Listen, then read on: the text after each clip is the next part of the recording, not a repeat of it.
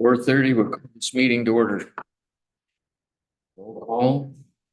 Commissioner Bailey. Here. Commissioner Bunting. Here. Commissioner Gay. Here. Commissioner Owens. Here. Commissioner Sapsy is absent.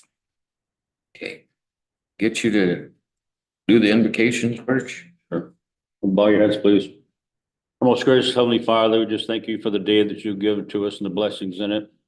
We just ask, Father, that tonight you would give blessings to those men and women overseas serving our country and at home.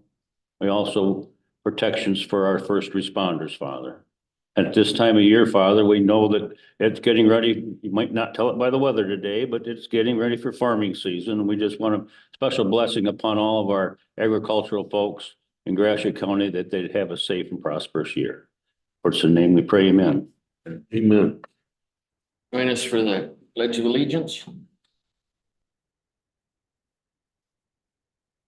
Allegiance to the flag of the United States of America and and to to the the republic which it stands, one nation, under God, indivisible, with liberty and money.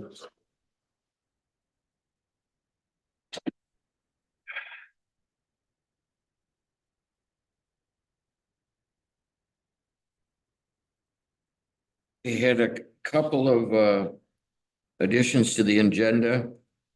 Yes, if we can add Yo and Yo audit to J1. We'll move Dave from Central Dispatch down to J2. And then if we can put Fulton Township in J3 slot. Okay. We approve the agenda with amendments. Support. Moved by George, supported by Tim to okay the agenda with amendments. All those in favor, say aye. Aye. Brief public comment.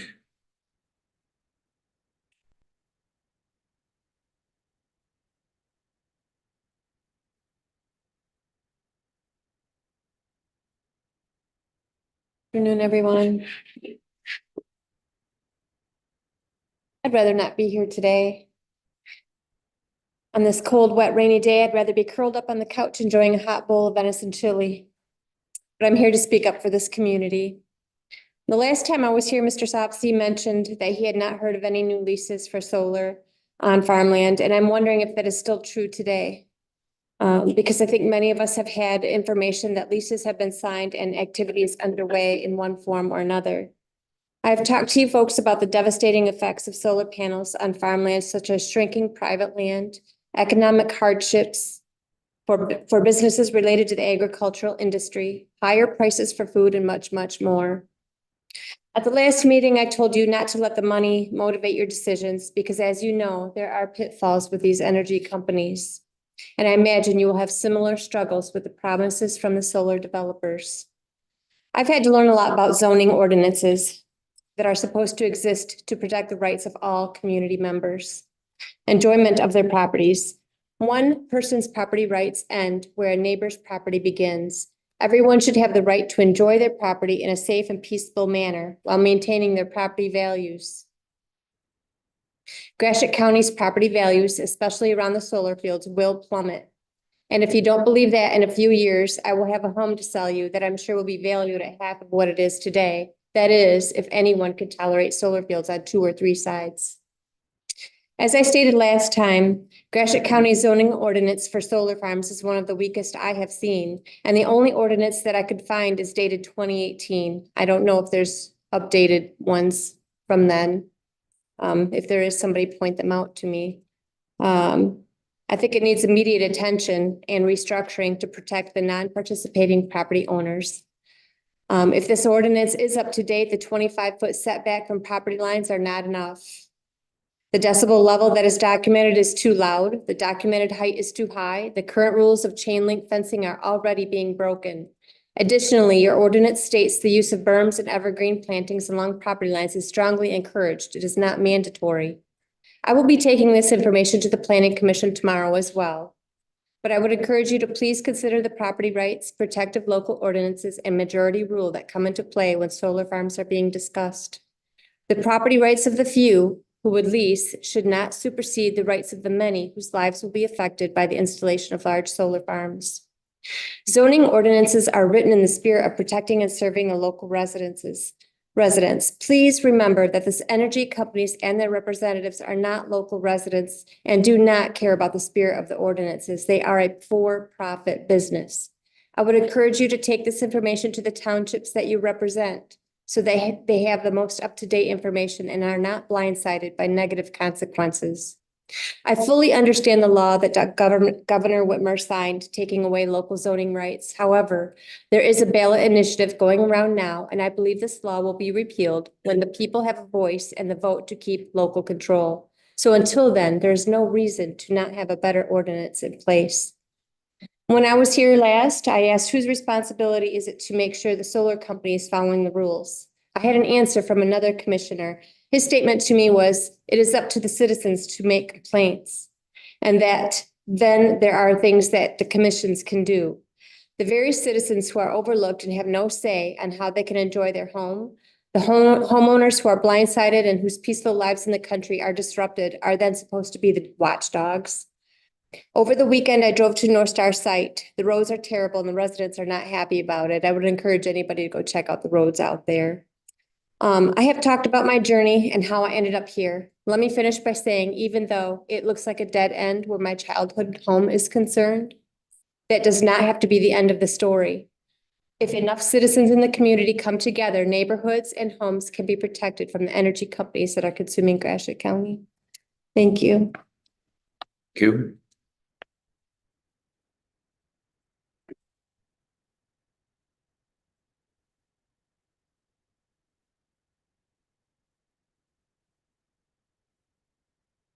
Good evening. Bob Baxter, trustee with Fulton Township. I just had an observation and a question for the commission, and it has to do with the state's new recycling law that was passed by the governor. And I haven't heard much about what the county's plan is as far as developing a plan for recycling for the county. And my one main question or observation is that the townships, as far as our township is concerned, we haven't got much information at the township level and how the county's handling the recycling plan. And so I'd like to know how the township can get more involved, where we can find more information on what the county's plan is. I know it's supposed to be being developed at this time, but how can the townships get more involved in the overall county plan? And just would like to know what the commission's feelings are on that. So, Town, did you say you're from Fulton, Fulton? yes. And as of now, we haven't got any information from the county on what the township's roles in that plan should be. Whether we should be a pickup site, whether we should develop our own plan inside the county's plan or what.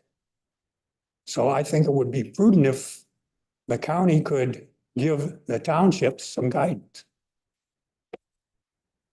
Thank you.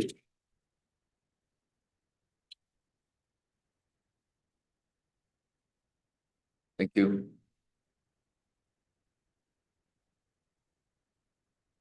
If there's no other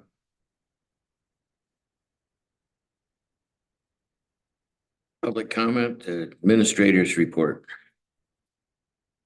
You got the consent calendar yet?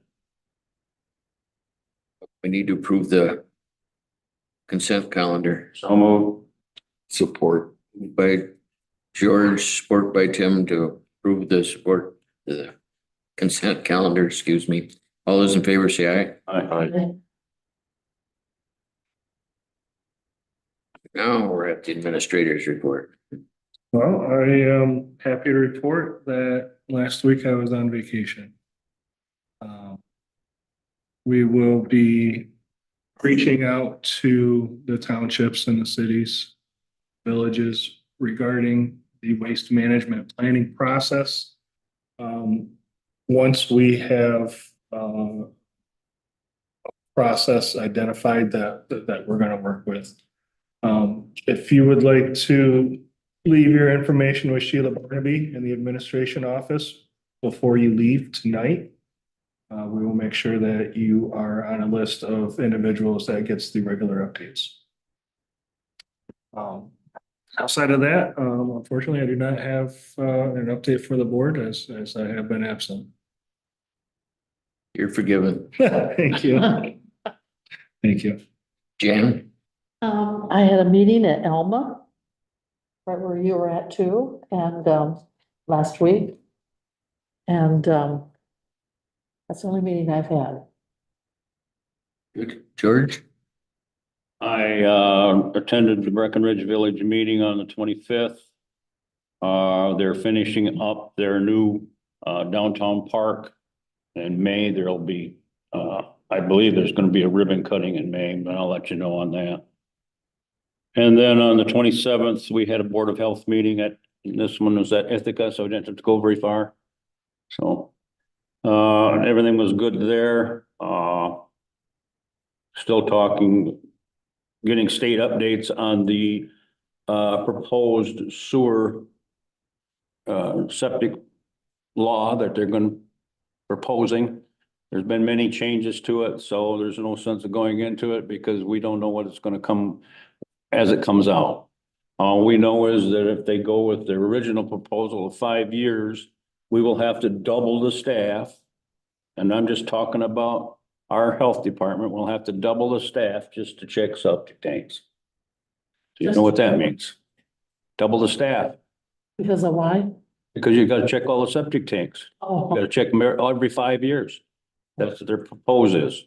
But there's other people that are trying to change that. We'll see. But right now, it's not looking the best. So if you want to get a hold of your representative and jerk their chain a little bit, be wise to do that. Other than that, I don't have anything else to report. Tim, do you have anything to report?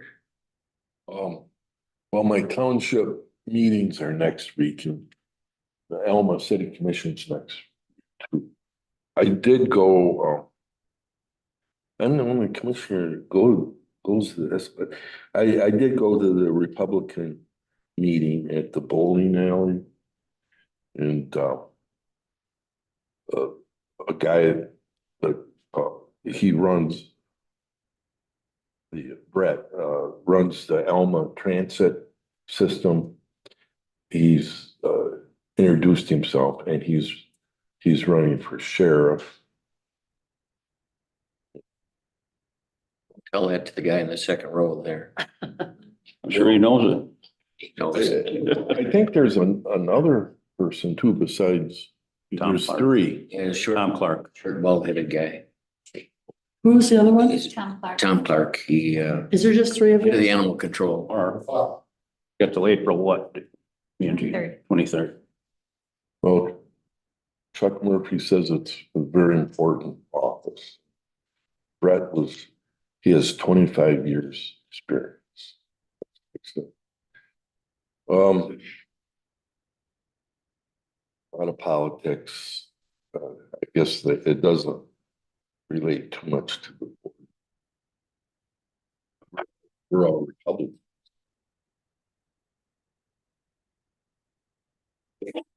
Well, like the rest of you guys, most of my meetings are next week. But I did go to the Isabella County Commissioners meeting. And they're in bad shape. Yes. I think the end of September, they're gonna cut road patrol. Oh, That's just a start, I think. we could take them over here.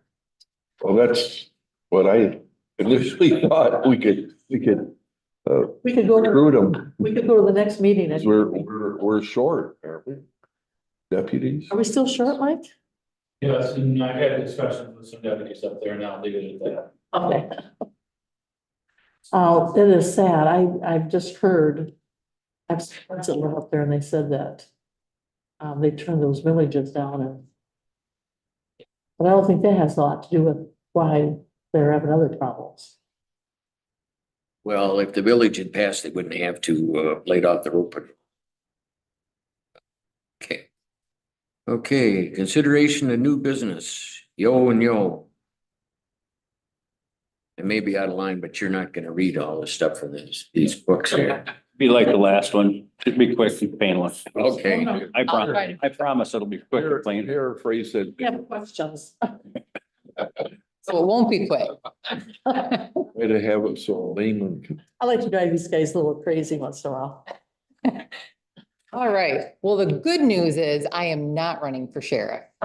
So, you don't have to worry about that. Okay, let's get started here. Like George said, I'm going to give you kind of the Cliff Note version. Does he have to advance this?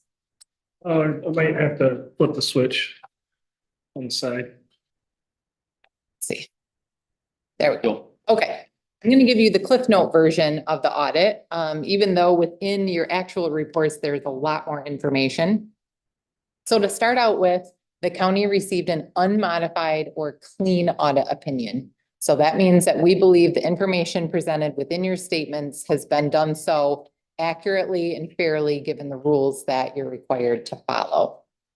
Within your statements, this is just a reminder that I always give you, there's a list of the funds that are consolidated up into your general fund for reporting purposes. So there's some activity within those funds that you wouldn't see in your normal general fund reports throughout the year, but we have to aggregate them together just for the audit.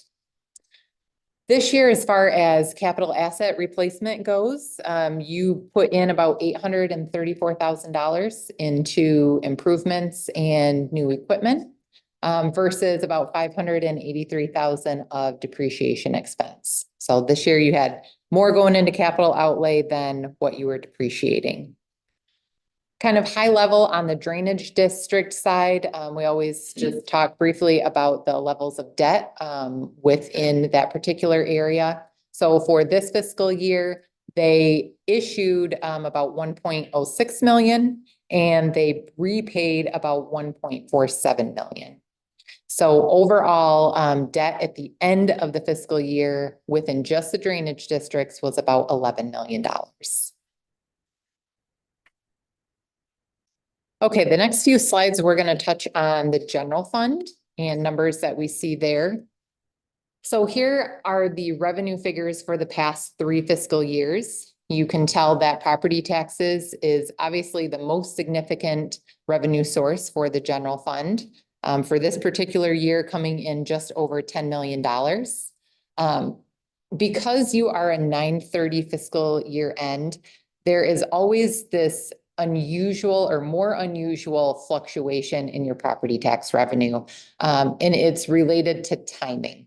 So there's some certain rules out there that you have to follow. If you don't have the money in cash within a certain period of time, you can't consider it revenue for this year, but you can in the following year. So that's why we start to see some of those ebbs and flows within that particular area. Intergovernmental dollars makes up your next most significant category. You'll see that that was up this year. There's no one really significant increase. You had several smaller grants that were either new or had increases over the year. So great to see that that funding is coming into the county.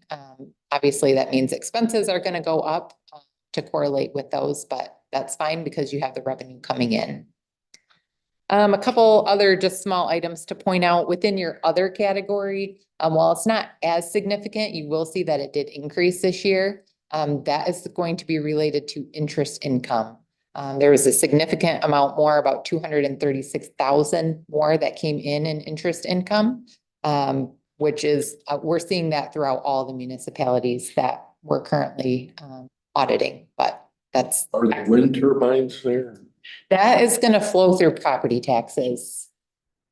$10 million comes from. Yeah, Part that's of it. where that revenue comes in. Yep.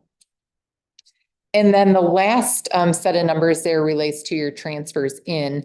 And within this fiscal year, there was about 800,000 that came in from the delinquent tax fund. So here you can see just in total, the general fund revenues for the past 5 fiscal years. If you notice, 2021 was a little higher. It dipped down in 2022 and came back up. which directly correlates with property taxes. So because that's your most significant revenue source, this particular chart generally follows that same pattern as well. So in total, general fund saw about 15.5 million in revenues. And again, remember that makes up all those other smaller funds that are included as well. Here we can see on the expenditure side, the most significant area of spending is what's called general government. However, there are several departments that fall within that category. You'll notice that that has been trending upwards the last couple of years.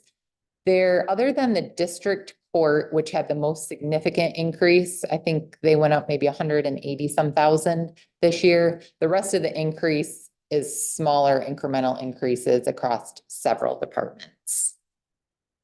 Then you'll see public safety just increased slightly from the previous year, along with health and welfare. And then on the far right, your transfers out were up this year as well. There were additional amounts moved to the capital improvement fund and amounts moved to the internal service fund for the OPEB contribution that was made. Overall, for the last 5 years, again, you can see your total expenditures. This year, total expenditures came in right about $14 million. And again, this kind of will follow the general government category. If you'll see how that was kind of increasing slightly, that's what happens here on the overall, because your general government is your most significant driving factor there. Okay, here we can see if we line up our revenues to our expenditures, where we're at. So that top line, which is a little bit darker, is going to be your revenue coming in versus the bottom line is expenditures. This is what you want to see if you don't want to be using up fund balance. So the gap here for 2023 was about 1.5 million. This does not take into account your transfers. So we're going to talk about actual fund balance change here in just a second. But when we just look at revenues and expenditures, that's where you were.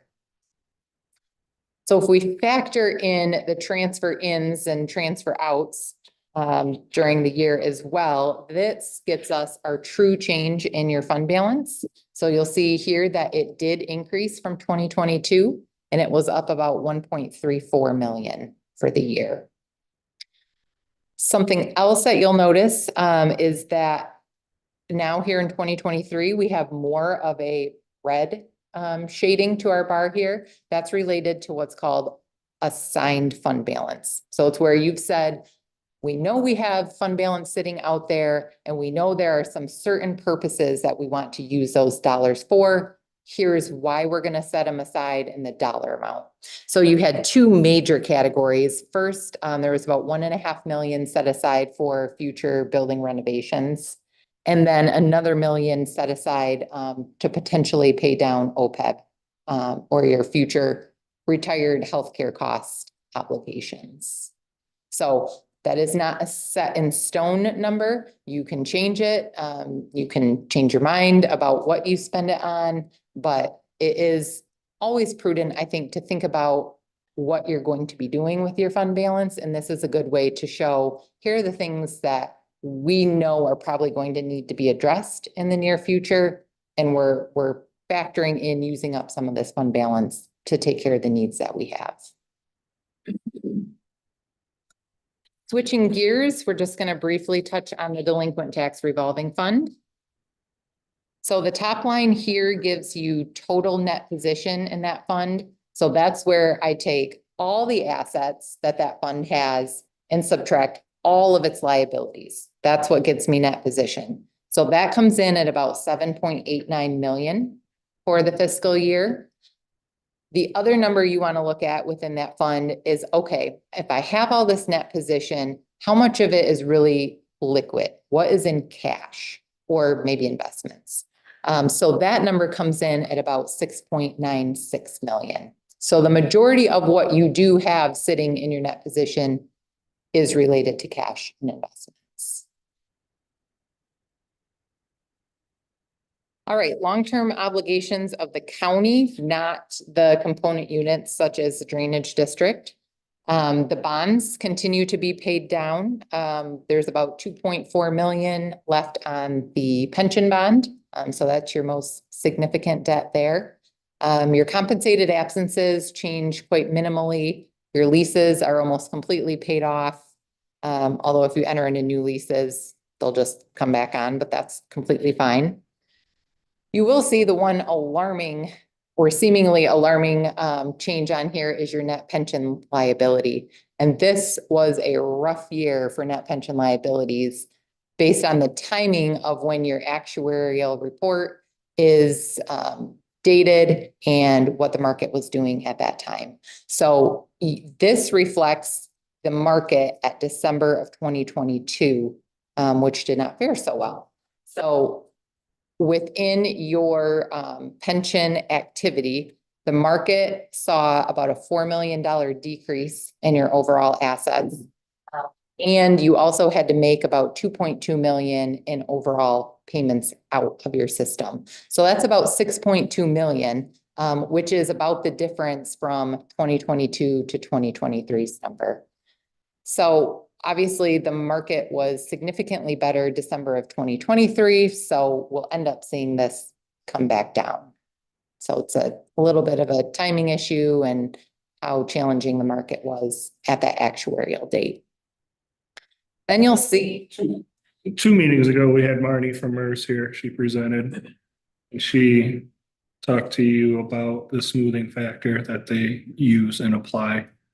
Our financial statements do not use a smoothing factor. They use. Oh, they just tell it like it is. The smoothing factor, what that does is it does allow, we pay less money into MERS with the assumption that we're going to recover some of this loss through the market and it won't have to come from. So we're still. So that's why this is a much different presentation than what we heard a month ago because of that. Our smoothing factor flows through something called deferred inflows and outflows, which is a component in your financial statements. But I was told to keep it simple. So if I tried to explain how that worked, I would probably get lost myself. So Chris is absolutely right, though. The other piece here then is your other post-employment benefits or your OPEB. So that liability was down to about 440,000. Means we can adjust our set aside that we have in the general fund accordingly. Yes. Switching gears, we're going to talk about compliance and internal controls. So as part of the single audit, which to jog your memory is the audit where we look more in-depthly at your federal expenditures. So there are about 3.1 million in total federal expenditures for the county for the fiscal year. The fund listed here is the program that we took a look at. That makes up about 2.3 million of those total federal expenditures, and we did not have any federal award findings in that area. On the overall internal control side, we did have one material weakness. I'm happy to say we're down to one material weakness since I was here a couple months ago. So there is still an issue at the end of the fiscal year, making sure that the records are reconciled and accurate to be reported within your audited statements. So this year we had about 40 adjustments. Your general ledger is made up of roughly 2,000 accounts, and of those 2,000, about 240 required some type of adjustment. That 240 is a little higher than maybe it normally is because there was an issue with the payroll accrual. And when there's an issue with the payroll accrual, that affects a lot, which is why the 240 is as significant as it is. Within your packets, in your single audit report, if you go to the material weakness section, you can see more detail. We list out in there what the 4 most significant entries were related to. And then also provide you with a chart so you can see the effect on various funds within the financial statements. So I know that there has been some progress in internal control areas. The treasurer's office has gotten much better. They've sought outside help to get them to that point, and I think that's a great idea for them. I really think you are at the point where you need to consider either a separate finance director position, or you need to contract with external help in order to make sure both throughout the year and year end that things are being recorded correctly. It is too much for your county administrator to be able to be the county administrator and have to wear that significant of a financial hat within this county. County finance is rather complex. You have many funds, you have many departments, and while on his own, the county administrator could tackle all of that, it's a lot of pressure to put on one person and probably an unnecessary amount of work to put on one person to be doing all of that. So I would really, ask you to think about that, and consider how you can make decisions that would make this a better situation going forward, both for the county administrator's office and all the departments too, so that they're ensured that they're getting accurate financial information during the year to make decisions with, not just at year end once your audit has been completed. Questions on that one before I move on? Okay. We did have 2 written management comments this year. They really have kind of a compliance nature to them, which is why they're in writing. So the state put out an updated uniform chart of accounts, and the county should now be in compliance with that, and is not in compliance with that. This will be a pretty significant undertaking to come in compliance with the chart of accounts, due to the number of funds you have and the number of accounts. There are many changes that will need to be made. It takes a while to get on your software's kind of calendar, for them to help you with that conversion. So something to make sure you're working on. And then the second one, this really relates to your 9/30/2022 fiscal year kind of, but we have to write you up for it this year. Because the finance qualifying statement wasn't filed on time in the previous year. So I'm guessing that's probably already been resolved because it would have been due this year. And with Both 2022 and 23 were filed. that, I would take any questions you have.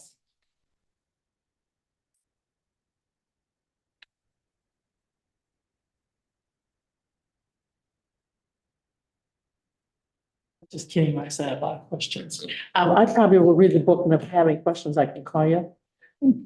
Yep. So, I guess one of my biggest concerns is that, we did hire a lady to come in and help Terry. Do you think that's helping, or does she need more help? I definitely think it helped. You think it helped? Yeah. You think she needs more help? No, I don't think she probably Do needs, you think she's capable of learning all of this, or? I think she probably needs ongoing assistance. So I'm not sure what exactly they're doing, not at audit time, but I think they're working on some things monthly to help her. And I don't see an issue with continuing that.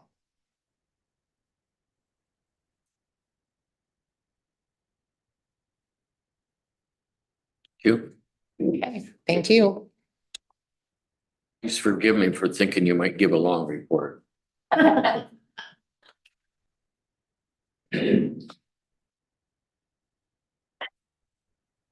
Proclamation for National Telecommunications Week. Gotta do, okay. Yeah. Good afternoon. True. Thank you for allowing me to come up for a few moments. So just a couple things. Those that don't remember, I'm Dave Raffles. I'm the 911 director. Been here 8 months, so please forgive me. No, the month of April is declared as National 911 Education Month. Within that month, there's different celebrations that happen. One of those is what we call National Telecommunicators Week, in a week in which we honor and support our 911 emergency communications officers that we have down at Central Dispatch. And it's throughout the whole United States and everywhere else. Before I get to that, I just want to go over a couple of things along with it. The 911 Center has been actively getting out in the community, doing some different things with senior groups, some schools, some career fairs. We've relaunched our Facebook page, started to put some stats out as of today on there with call volumes and things. One of the things that we have been really promoting lately is what we call our RAVE Mobile Safety Emergency Alerts and Notifications program. For those of you that don't have it, it's really nice and it helps when it comes down to severe weather. With Severe Weather Awareness Week a couple weeks ago, it allowed us to go out and get some of the senior citizens groups signed up on their cell phones. And all it is a quick text message to a number, and you'll sign up automatically for alerts. So anytime there's nasty weather that's coming to Gratiot County, you'll get an alert on your phone. So you don't have to worry about waiting for the TV to come up or anything like that. I have some cards here for those of you that aren't already prescribed. I'm going to take one and pass it down. All the instructions are on it. The rest of these cards I'll leave over, I think, in the administration office and get some more and put them out throughout the buildings and To stuff. ask you, I was on that, when I bought a new phone, I think they knocked me off of them and put me on. Does that tell you directions on how to get back on? It sure does. Okay. Yep, you do it. That's all you gotta do. Thank you. Here's the card right there, and you'll just send a text message to that number, GC91. Okay. Okay, thanks. We're also working on what's called raised facilities for our businesses in our county. It's another step of this program that will be going out, and the community's business owners can actually take and sign up and build profiles. Alarm companies, key contacts, emergency contacts, all that kind of stuff can be logged into a secured account. So when they call 911, we can have their profile pop up, and it goes along with the smart 911 profile for individuals. So today I took some time to crunch some numbers for our board meeting that's happening in a couple weeks. I did our first quarter call of service numbers. So last year, the first quarter, these are just phone calls. 911 calls in the first quarter last year, January through March. There was 3,579 emergency 911 calls. There was 6,214 10-digit numbers, which is the 989-875-7505. A lot of people still call that number to report emergencies. And then last year, that first quarter gave us a total of 9,793 total calls into the center. This year, 911 calls, 2,814.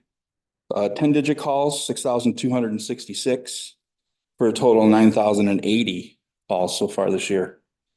We are missing 5 days of the 10-digit because there was a problem with the server that records our information. So, which gave us about a difference of 713 calls so far this year. In January, I also changed it to the CAD used to restart every first of every month, tracking the numbers. This year I've made it so it's consecutive. And up through today, we've taken in 11,683 calls for service in the county of Gratiot, just 3 months. So it's quite a busy center we have down there, and we seem to be getting busier. So those are just a few things to let you know about. Now the big thing. The proclamation, I typed up, and I'd like to get your support and vote on it and have Mr. Owens sign it. The week of the 14th through the 20th of April, as I said, is National Telecommunicators Week. I'll have this framed and we will give it to the dispatchers along with maybe some gifts and stuff that I've gotten for them and maybe some food. I think they like pizza parties. And it'll be in a nice frame and it'll be hanging on the wall from here on out. So let me read it for you. So whereas in an emergency, most Americans depend on 911 each day. More than 500,000 emergency communications officers to answer desperate calls for help, responding with services that lives and property of American citizens in need of assistance. And whereas these dedicated men and women are more than anonymous voices on the telephone. They are local police, fire, and medical professionals who use public safety telecommunications to quickly respond to emergency calls. We rely on their knowledge and professionalism as they make critical decisions, obtain information, and quickly dispatch needed aid. And whereas America's emergency communications officers serve our citizens daily in countless ways, the work of these unseen first responders is invaluable in emergency situations, and each of their dedicated men and women deserve our heartfelt appreciation. Americans place their trust in these individuals, not just the week, but every day of the year.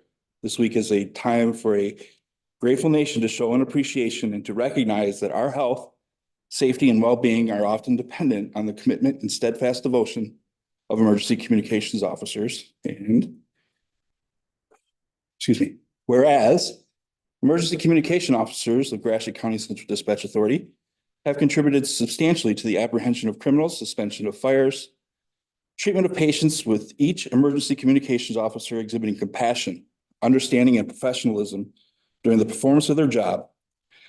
The County of Gratiot Board of Commissioners is proud to join with the with the 911 communication centers across the nation in recognizing National Public Safety Telecommunicators Week. And then at the bottom, I put in, therefore I, if you approve this, and Dave approves it too, David Owens, Board Chairman of the County of Gratiot, do hereby proclaim the week of April 14th through 2024 as National Public Safety Telecommunicators Week. In the County of Gratiot, I strongly encourage every resident to be aware of this event and participate suitably in its observance. And this is what it looks like. I'm take it and pass it down. And then if Dave wants to sign it and give it to me when he's done, I would appreciate it. And that's all I have. Let everybody in favor of this proclamation? So moved. Yeah, Support. those in favor, say aye. Aye. Okay.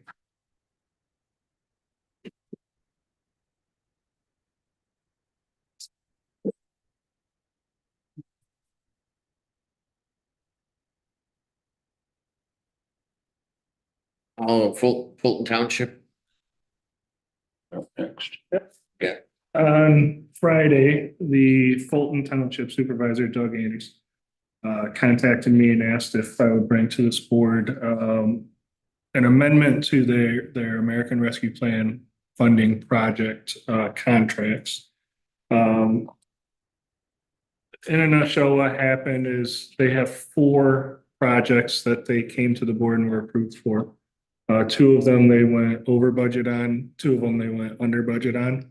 They just want this board's approval to use the funds on the projects that they went under budget on to cover the costs for the funds that they went over budget on. The projects they went under budget on was a lift station and a cemetery well. They came under budget on those 2 projects. $13,026.22. The projects they went over budget on was the BSNA software upgrade and a parcel purchase. I believe that I don't have that in front of me, but I believe that was for a cemetery. They went over budget on those $12,048.81. So if we were to move the excess to the over budget projects, they would still be under budget as a whole. So I would just be looking for this board to make a motion to amend their contracts to allow the excess expenditures to be covered by. So moved. Support. This is a normal course of business for us. We've done this on 3 or 4 other occasions. People have come in and ask us about, changing their amount on a different project because they've gone over or under on other projects. And one thing we do not want, we don't want the money back. We want you to spend the money. And they're being prudent right now by doing it early. I'm just worried that come August, September, everybody's gonna be scrambling. So I don't want that to happen. Put the word out. If you got money, haven't got to spend it. 'Cause we don't want to be bad guys and take it back. And the government don't want it back. So please go ahead. Moved by Jan, supported by Tim, to allow Fulton Township to repurpose their ARP funds. All those in favor, say aye. I, Carried. Okay. Now we're at 5-year forecast. So at our last meeting, Commissioner Bailey had asked me to work with Keegan Bangle, our equalization director, to see what we could do to forecast tax collections going forward in 5 or 10 years. Keegan was able to provide me with several different data sets on what we thought could affect tax collections going forward. After looking at what he provided me, the number that correlated with tax collections the closest was actually the inflation rate multiplier, which is just essentially inflation. And inflation as a whole and the appreciation or depreciation of real estate seem to have a relationship. So I took the previous 16 years of data that he provided me and came up with a calculation to link real estate values and the forecasted inflation for the next 5 years. And in your memo that was provided, I put a table of both what we would expect our turbine values to look like going forward and what our real estate would look like going forward based on inflation and based on what we know about the depreciation tables for the turbines at this point in time. 2 of our 3 companies that own turbine farms in Gratiot County have settled with us on a depreciation table. So one of them, we have applied the new depreciation rates to, the other one we are. I have incorporated the drop in value because of those lawsuits in this table. So I'm giving you as good of information as I can. And you'll see between 2024 and 2025, I apologize, I did this right up in a hotel room, so I didn't have everything available to me that I normally do. But I represented a 9% drop in the first year going forward because we're moving from one table to another. So we're going to see more than the typical 5% drop because we're making up for past tables depreciating slower than what we're. You're talking wind turbines right now. Correct. Okay. So you'll see between now and 2029, I'm depreciating the turbines between 9 and 5% a year based on the new tables.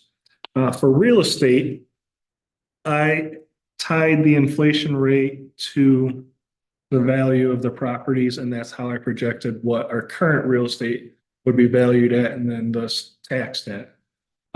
I did not incorporate any expansions in the county. I did not incorporate any of the solar farms that have not yet hit the taxable value. This is just if everything were the way it was exactly at the end of December 2022, this is how our property values would look like going forward. And each year, we are estimating to continue to see an increase in taxes collected. We're not expecting to see a decrease in taxes collected. And I think that is the biggest question that you wanted to see answered, in writing, with actual statistics. So that's what we have provided for you, without adding any value to our county through housing or businesses. We expect to see between 1.5% to 2% growth every year with the base that we have right now. Did you have any questions about? No, I think it was very well put together. Very good understanding of what's going on, and it helps us when we have to come down to make a decision coming from your next meeting.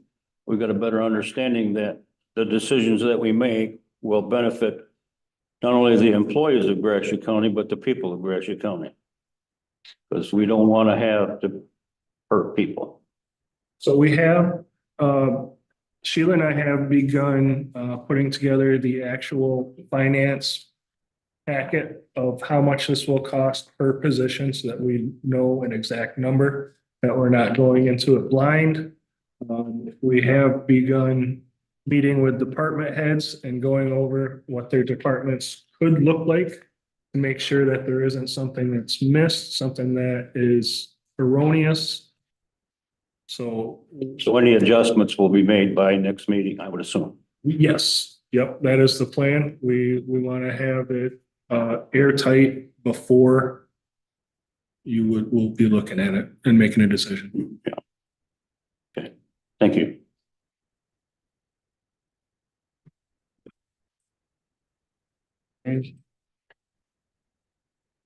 Resolution 2024-317 to address the deficit elimination plan. Yep, so items 3 and 4 here, J3 and J4, these two resolutions.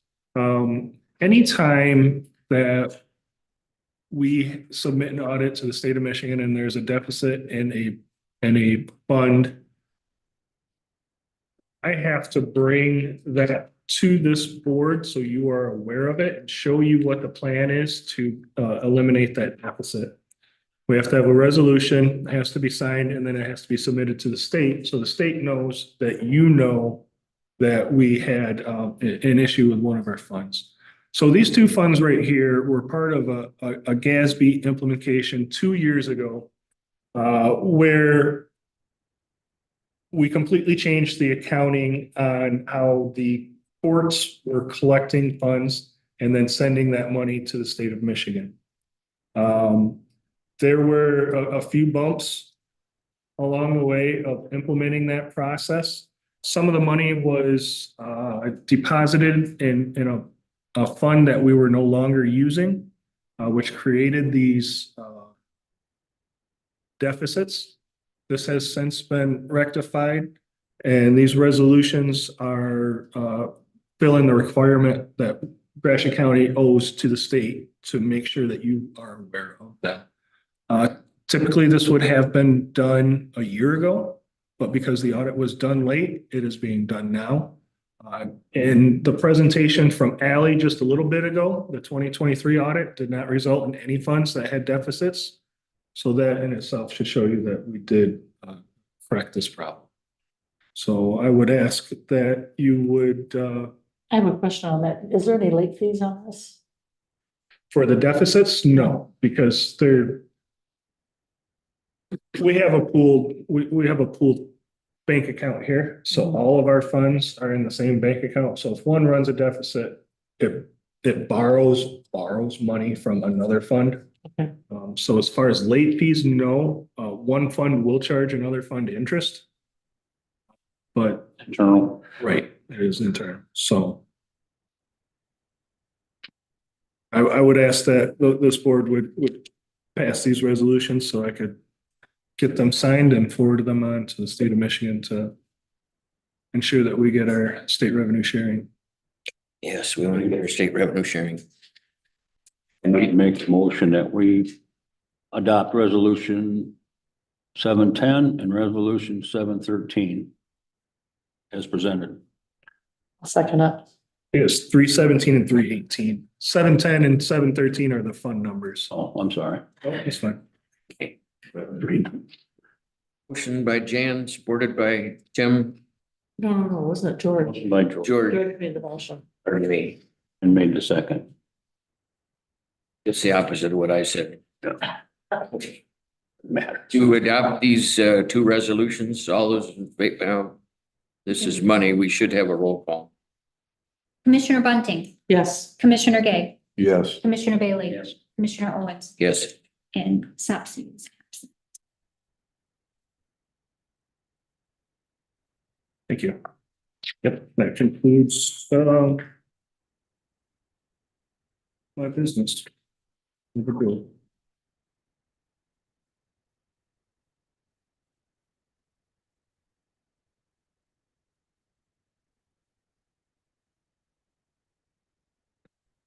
Consideration to go into the airport meeting. Support. Or moved by George, voted by Tim to go into the airport meeting.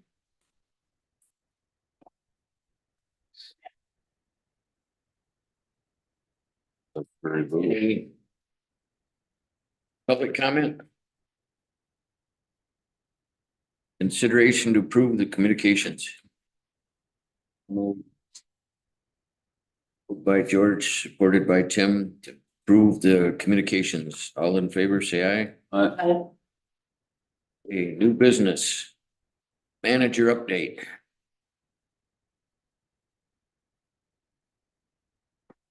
Hello, everyone. I'm Dennis McDonald, the port manager. You guys got the latest minutes from the March 20th advisory group meeting. There is a few updates from that. There might be some questions from the board regarding that. I also, like Chris, was on vacation last week, but a few things were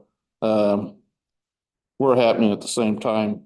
Even though I was gone, Connor was there at the airport watching things. So anyway,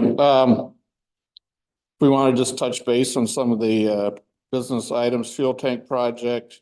We haven't had any issues with the credit card machine or pumps since February 26th when they were last out and made some adjustments. I did talk to American Express about adding them to our credit card machine. No update on that other than I was on the phone 34 minutes with them. And there's a special government unit within American Express that has to handle our account. So, but you can't call them. It has to be a referral from the merchant people. So we'll see if we've talked to them twice now or 3 times.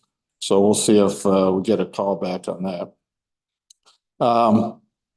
We are still running 2 fuel ledgers right now because there was some fuel that was purchased by the county, and then we moved fuel over from the old fuel tanks.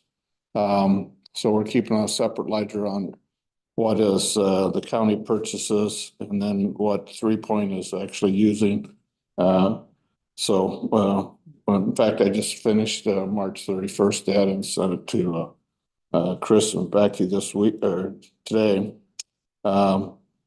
They still have some money that they haven't released on the fuel farm for the final payment.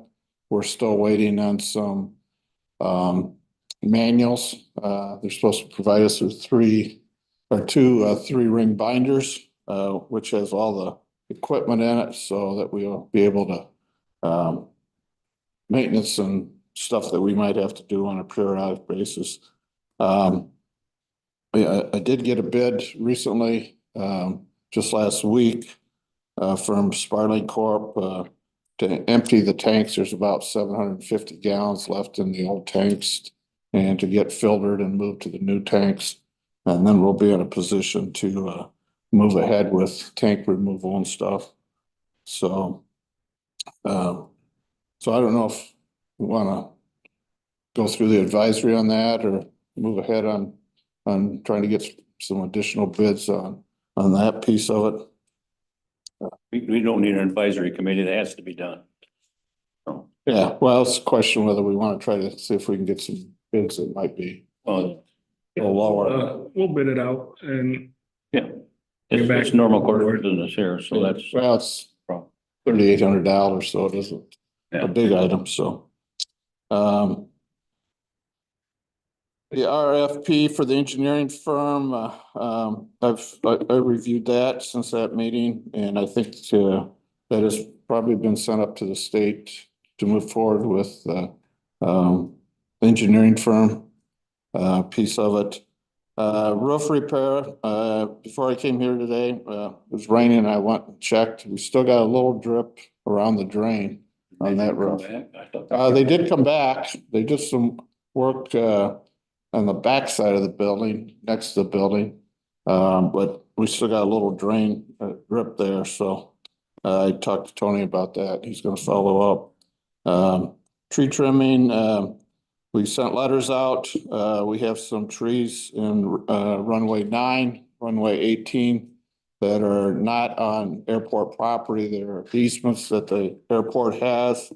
I've talked to, 3 neighbors now, regarding that. And, we, 3 or 4 more have not responded to our letters. But we're ready to mark the trees and get some, defined, the size of them and the height of them and stuff, so hopefully the weather will get a little nicer here and we can get that done. Have you talked to Tony about the tree trimming project at all out there? Just briefly, just, I know he's- put on something here too. Yep, I think he just got a second bid for the trees down on the campus here, so while he's working with those people, it'd be a great time to get them out there too. Yeah, the issue probably is, what the actual landowner wants, whether they want to cut it down or top. We got some that want them removed, but there's other ones that want a few, topped. Yeah. Okay, we had a discussion regarding the maintenance of the tower and beacon light. I think that's on the agenda next year. Rest of the stuff, we still gotta follow up on some ag and mowing contracts, drain clean out. Some more discussions around the automatic weather station there. State of Michigan wants to update that, provide funds to put in new equipment, which will have some additional benefits, including a moisture collector so that we can see how much rain happens there. Plus, it'll have a storm scope on it. And we're still debating that storm scope, but make sure we understand what's involved there. But I was on a conference call. Steve Meinhardt, myself, we talked to Michigan MDOT on that piece of it. If we do go with the storm scope, they'll pay for it on the front end. If something happens down the road and we have to replace it, it's kind of expensive. It's like $22,000.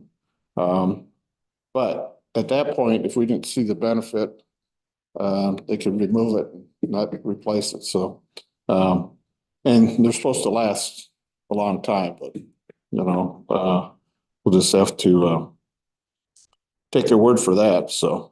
But around that, we have to make sure that there's no brush within 1,000 feet of that unit, so that's clear. We do have a little issue close to it, but we'll have to just clean that out before they install it later this summer. Courtesy car, we've already had people use it. Not much this last week just because of the weather. And I did roll up some numbers. Just quick, there's reports that we have to send to the state of Michigan, other than the sales tax and stuff, both on the county level and 3-point level. 100 low lead, last year we sold about 3,000 gallons, first 3 months. This year we sold 2,461, but we had some pretty bad weather. So January was particularly bad. We had some this in February or March too. Chet A, last year for the first couple of months, we sold 284 gallons. So far this year, we sold 1,000, lower 1,008. So, but that, that could go up and down. But With the new fuel farm, we had a jet come in last week, which is in the numbers. They bought 250 gallons at 6 AM. And then they come back yesterday at 8:30, bought 450 gallons. They were returning the passengers back to the airport. So that's after hours that we would either have to have a call out fee or something to do that in the past. That's what it's all about right there. Yep, so. Did they stop just to get fuel and took off again, or? No, they came in and picked some people up and took them someplace and they were gone, then they brought them back. And they brought them back and it was at 8 o'clock at night. Well, they wouldn't have been able to get fuel or to call Under the somebody. old system, yeah. Yeah. So now they just fill right up. Yeah, so, and so they didn't need any assistance, so. And they're from Harry Brown. Their Jet A is about $1 more per gallon, so they probably filled up before they went. So, anyway, so, any questions? That kind of brings everybody up to date from our meetings, so. Appreciate it. All right, Thanks, Dennis. Dennis, can you stay up here for the beacon maintenance yep. portion? So a month ago, we were thinking that we were gonna need to replace the beacon, the entire beacon, at the airport. But Steve Mendenhart did some digging and had some people come out that he's done work with before on some of the cell phone towers, to take a look at it. And it was recommended to keep the beacon, that it can be repaired. And we have a company that would be willing to do that. And to replace the light at the top. So the light is, can you explain why the light's not in? Yeah, at the airport, you're required to, depending on the size of the airport, but our airport, we're required to have a beacon, which is on a actual stainless steel or galvanized pole that's, I think it's 51 feet tall, but it rotates and it comes on at dark and then it rotates. It's supposed to have a white light on one side and a green on the other. And depending on the airport, those lights could change. If it was military, it'd be something different. So our beacon shows a white light and the other side is supposed to be green. Well, that lens is broke. That's that green lens, and it's quite expensive, like $5,000 to replace the lens. And the original beacon was put in there in 1969, so it's 50 years old, obviously, or 55. So the option, the option is, do you put up a new pole? Do you put a new light on it, which can be expensive? We got a quote from another airport. It was about $100,000 to replace it, but they put a new pole and they had to put down 16 foot of concrete to hold the pole. Then the light goes on top. So Steve talked to, and they come and looked at the pole. They climbed the pole, went over it. There's some things on the pole. He said it was in structurally good shape. Needed the safety harnesses were old and needed to replace. Needed some areas needed to just be a little rusty in different places, could be sanded down, repainted. And then that same company is in the process of giving us a bid on replacing the beacon piece of it. And we would go with LED versus what we have today. So we'll see what that. The decision that we need from this board is there's two ways that we could go about doing this. We could replace the entire pole and the beacon, and it would be eligible for federal funds.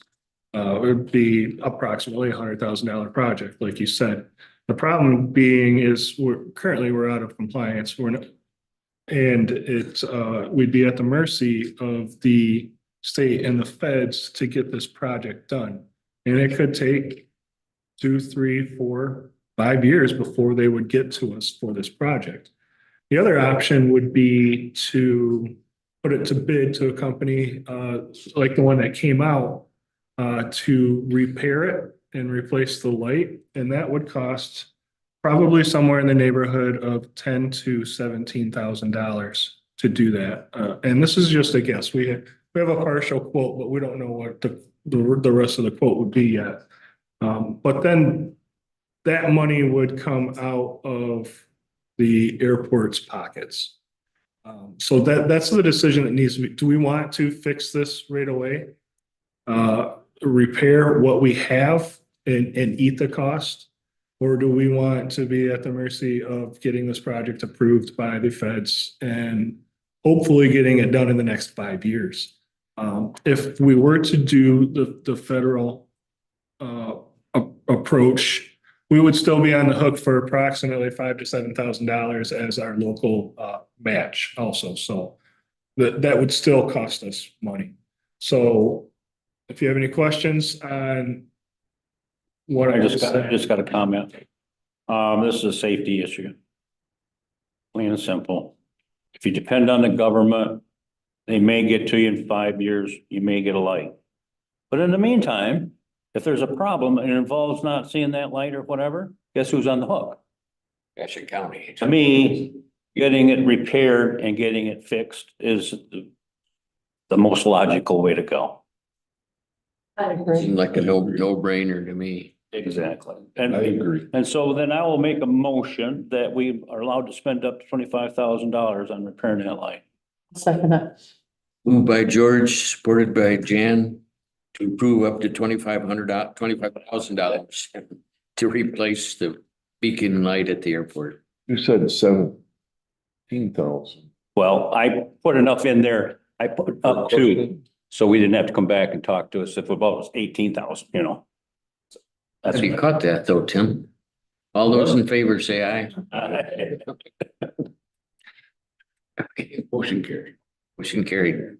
Good show. Thank you, Dennis. Thanks.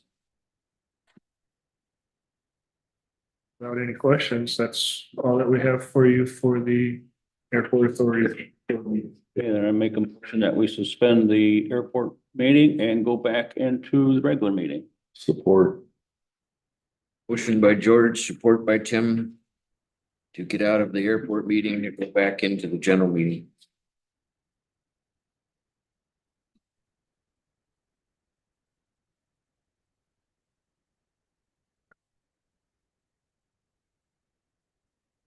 Additional public comment? Board comment? Did we pay the bills? Well, bills this month. I have one to bring up. I did, last week I went in to see Sheila about the wage schedule, and I did get a copy from Chris tonight. And I think he's gonna give you one next week, is it? I just wondered. What Jan because- has is a list of every position that is discussed in the wage study. What that position currently pays, what the position is recommending that it gets paid. And then I have factored in all of the payroll taxes, all of the retirement add-ons, to show exactly how much adjusting that position would cost the county.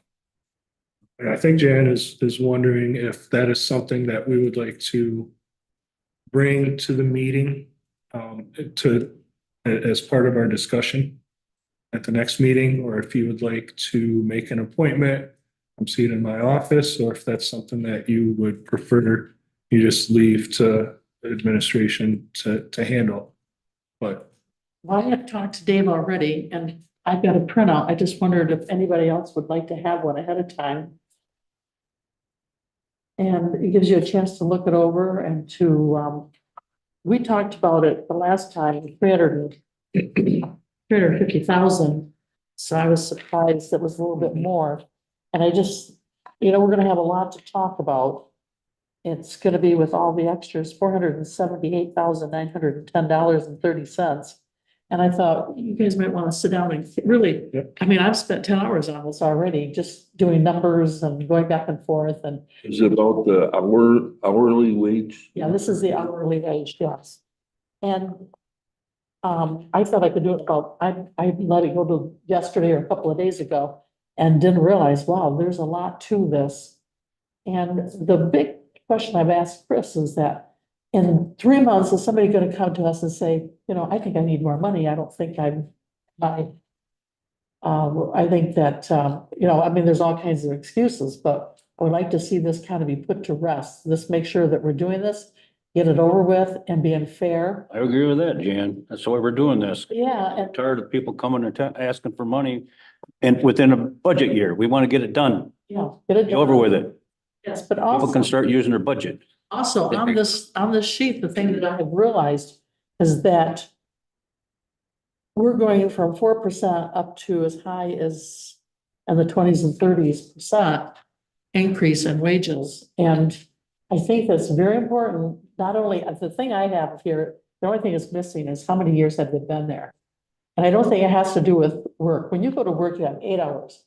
And that 8 hours, you can only do so much work. It's not like you're gonna be doing this and this and this all at the same time.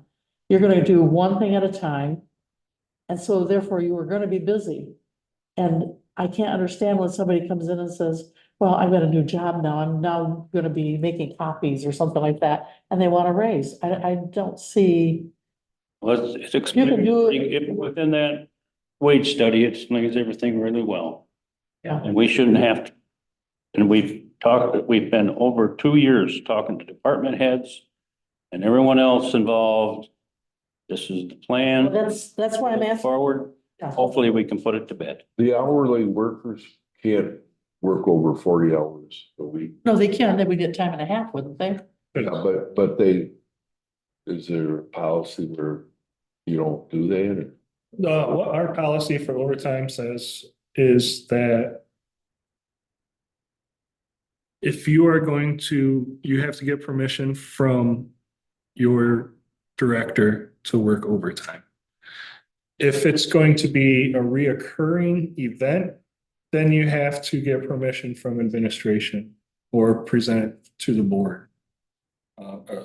Because overtime salaries are things that need to be budgeted. And there are very strict laws that we cannot adjust a budget related to salary because that is something that the board needs to be informed of and needs to make those decisions. So overtime rules are pretty strict. But also you gotta remember the court closes or the courthouse closes at a certain time.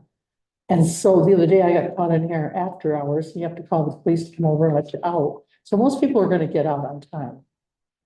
So we, as a general rule, we don't have hourly workers overtime allowed. As a general rule, the only place that has it on a kind of a regular basis is animal control.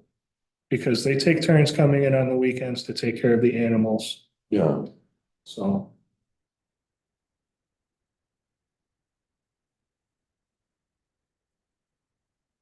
But anyway, if you want a copy of it, you could ask Chris for it. The sheriff has regular overtime, but he doesn't, he has his own overtime policy. And it's budgeted. He's not an hourly employee. I apologize, the sheriff's office has regular overtime. Oh.